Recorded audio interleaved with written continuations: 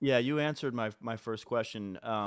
Every time we do these, I want to write down a couple X Factor players,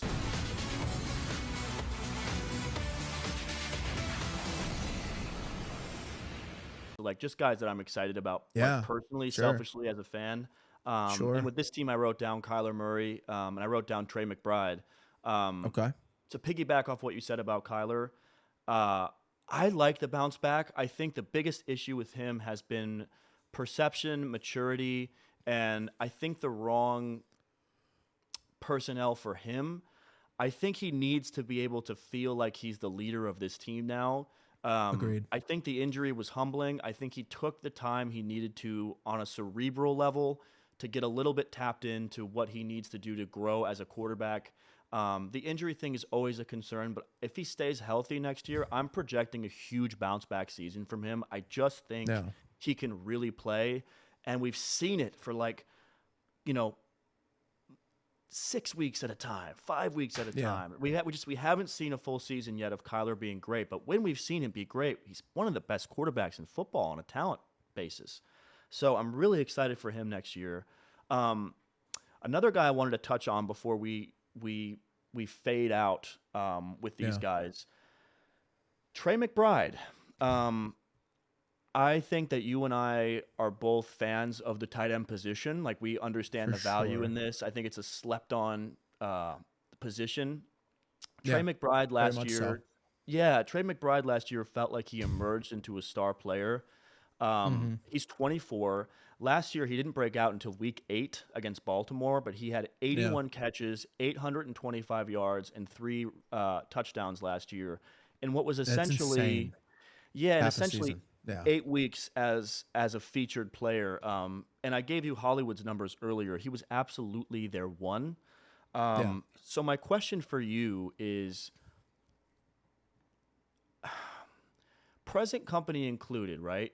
What do we, in terms of like the guys that are veterans, do you think that we can be talking about Trey McBride next year as a top three tight end in the NFL?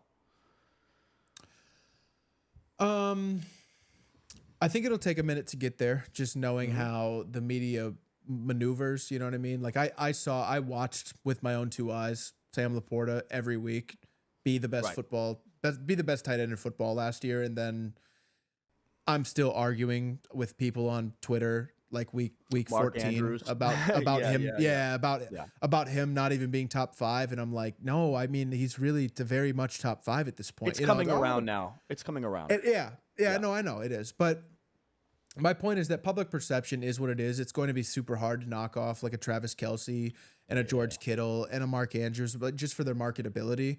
Yeah. But if you told me, like, if we sat down a year from now and we looked at the numbers and we saw that like some combination of like Sam Laporta, Trey McBride, and Brock Bowers were actually the most productive tight ends in the league next year, I wouldn't be shocked. Right. Um, so it's hard to say, top 3. Do I think he could be? Absolutely. I think he could Yeah. probably be 2 or 3. I don't know if he can be the best in the league, but he did perform unbelievably when Kyler came back. So a full year of Kyler, who knows what that could end up being? You know what I mean? Yep. It's the sky's the limit with this kid. I mean, he's unbelievable, right? And you've touched on it before, but there is this changing of the guard happening with Yeah. the tight end position and NBA style, right? With the yeah, KD, very much Curry, so. I LeBron. think It's I similar, think right? Yeah. I think the car's heating up for the Travis Kelce's and the George Kittles of the world, and you see that, right? I mean, Travis is coming off a back to back Super Bowl wins. Las Vegas! Viva! Viva! Las Vegas!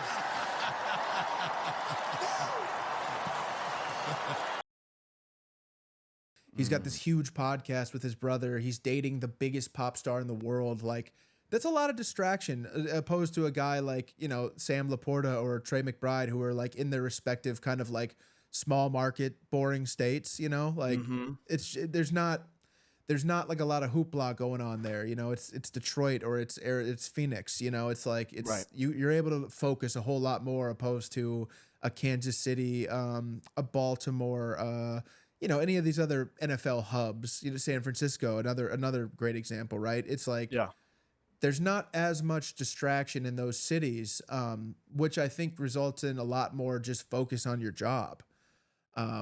So yeah, I mean, it wouldn't surprise me, and frankly, I just think Brock Bowers couldn't be that good, but Yeah, I'm with who you. knows what he's going to be. I mean, he's a rookie, but I think I think we're going to see that phasing out of those kind of top guys. I think it's going to start next year. And then I think, 2 seasons from now, we won't really even be talking about them as like elite talents anymore. They'll still have some juice, but Yep.